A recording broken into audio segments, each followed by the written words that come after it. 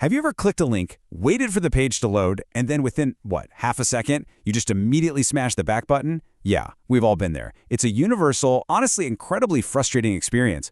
But have you ever stopped to actually wonder why you did that? Like, why do some websites instantly draw us in and seamlessly turn us into customers, while others act like absolute digital repellent, just completely failing to convert and leaking potential leads by the second? Well, that's the billion-dollar question. Today, we're diving into some incredibly fascinating source material that reveals the exact science-backed design choices capable of taking a broken, leaky page and transforming it into an absolute conversion powerhouse. So welcome to today's Explainer. We are going to unpack some really interesting material today on UX design and landing page conversion. Now, according to our source, web design isn't just about, picking pretty colors or cool fonts. It is actually the absolute core driver of brand perception and customer loyalty. Literally, every single pixel, every millisecond of load time, and every button placement is sending a psychological signal directly to your user. So let's dive right into this and see exactly how those signals are crafted. To make sense of all this, we're going to follow the user journey. First up, first impressions. Second, the retention framework. Third, we'll look at humanizing digital interactions. And finally, building adaptive landing pages. Okay, let's kick things off with Section 1, the power of first impressions, minimalist and fast. Our source uses a fantastic phrase for this: minimalist, content forward. I want you to think about the last time you walked into a cluttered, disorganized physical store. You probably felt totally overwhelmed and just wanted to walk right back out, right? Well, your website is your digital front door, and it absolutely should not overwhelm your visitors. Modern users demand immediate clarity, so by prioritizing a minimalist, content-forward layout, you're deliberately choosing clarity over complexity. You're stripping away the visual noise, the unnecessary sidebars, the chaotic pop-ups, just so the user's brain can instantly understand what your page is all about. You are essentially rolling out a clean, well-lit digital red carpet for them. But here's the catch. How long do you actually have to roll out that red carpet? Just 2 seconds. Let's be real for a second about the modern user's attention span, or actually the fact that it's practically non-existent. The lecture material highlights this really strict concept called Core Web Vitals. Basically, these vitals act as the internet's speed limit, and they dictate that your site absolutely must load in under 2 seconds. If it takes even a fraction longer than that, honestly, that pristine minimalist design we just talked about doesn't even matter because the user is already gone.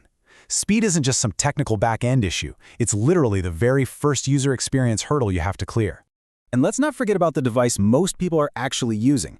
Hitting those Core Web Vitals on a mobile device isn't just a fun technical flex. Our source makes it super clear that mobile optimization translates directly into tangible, hard business results. When your mobile experience is fast and flawless, ad platforms actually reward you with higher quality scores, which makes your marketing way cheaper. But more importantly, it yields noticeably higher conversion rates. The big takeaway here, a seamless mobile experience literally pays for itself. Moving right along to Section 2, the retention framework. Keep users engaged. The source material hands us this brilliant 3-step retention framework to solve the engagement problem. Think of these as consecutive UX hurdles that you absolutely must clear to keep someone's interest. Step 1 is task completion. Just ask yourself, can the user quickly figure out how to do what they came here to do? Step 2 is clarity and trust. Do they actually feel safe giving you their information or, their hard-earned money? And Step 3 is friction reduction. Are you forcing them to fill out 20 form fields when 5 would easily do the trick? If you trip over literally any of these hurdles, the user's journey abruptly ends. And that brings us to this fascinating concept called interaction latency. Now, I know it sounds super technical, but it really just describes a very basic human emotion. That brief delay where your mouse hovers over a button, but you hesitate because you just don't have immediate trust. To drastically reduce this interaction latency, our source text points to a very specific, actionable solution. You have to place trust indicators strictly above the fold. That means putting things like security badges, 5-star reviews, or recognizable client logos right at the very top of the screen before the user ever has to scroll. By proving your credibility the exact second the page loads, you completely eliminate that hesitation, greatly improving overall satisfaction and keeping them moving right through that framework. All right, let's look at Section 3. Humanizing digital interactions, responsive design. So how do you actually make a cold screen feel, human? The lecture material introduces this concept of accessible motion graphics. Now, to be clear, we are not talking about massive, distracting animations that are going to ruin your sub-2-second load time. We're talking about subtle micro-interactions, like when a user hovers over a card and it just gently lifts, or when they submit a form and a little checkmark smoothly animates into place. It literally breathes life into the user experience. These graphics make the site feel highly responsive to the user's unique inputs. It kind of visually whispers to them, "Hey, I hear you, I see what you clicked, and I'm responding to it." It makes the whole digital environment feel alive and, most crucially, accessible. This brilliantly highlights another massive shift. Historically, standard UX has been pretty static, and honestly, data extractive, sneaking in cookies and grabbing as much user data as humanly possible without ever really asking. But our source points to a powerful shift toward privacy-conscious UX patterns. Instead of treating privacy updates like this annoying legal hurdle you have to jump over, modern landing pages are using privacy as a tool for transparent trust building.